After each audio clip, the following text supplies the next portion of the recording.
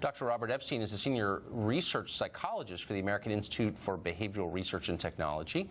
He's looked into this carefully and has found some interesting potential facts about it. Dr. Epstein joins us tonight.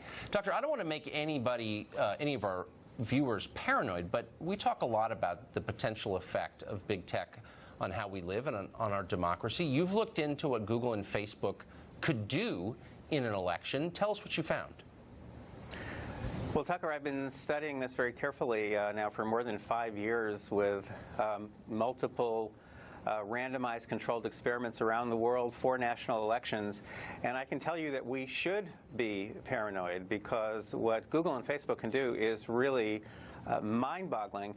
If, for example, if Mark Zuckerberg on Election Day last year, if he had chosen to press the enter key early morning and just sent out a message to Hillary Clinton supporters only saying, go out and vote, a go out and vote reminder, that would have sent her an additional 450,000 voters that day with no one knowing that this had occurred. And that's just Facebook. What Google can do is really off the scale. Our experiments show that Google can take a 50-50 split among undecided voters and change it into a 90-10 split with no one knowing that they have been manipulated and without leaving a paper trail for authorities to follow. How? How could Google do that? Well, this is work that we're about to break. This is news that's about to break about our newest research, so I can't really go into detail, but it has to do with those search suggestions. Literally, from the very first character that you type into the search bar, you are being manipulated. And we've done 16 months of experiments. We have all the details now. We know exactly how this works. So they've got the search suggestions, which people are just oblivious to, and then, of course, the search results down below.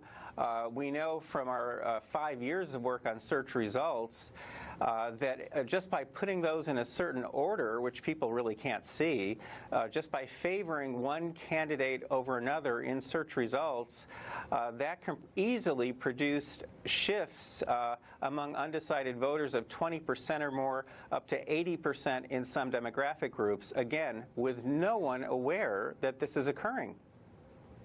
I mean, my jaw's open. I mean, I've thought about this stuff a lot, and even I am shocked by this. By the way, our Congress is spending its time funding yak herding in Tibet. I mean, in 10 seconds, do you think the threat is profound enough to warrant intervention by lawmakers? The threat is absolutely, positively profound. If you could look at the numbers that I look at now every day, if any of our Congress people could look at these numbers, they would be stunned, and they would take action, I guarantee it. Boy, I hope that video of this conversation goes everywhere on Facebook and Google. I guess, Dr. Epstein, thank you. That was amazing. I appreciate it. Thank you, Tucker. Well, speaking of big tech, the Southern Poverty Law Center, believe it or not, is being used as a fact checker by Google and Snopes and others. Are they objective enough to determine what news you're allowed to see? That's a rhetorical question. We've got details ahead.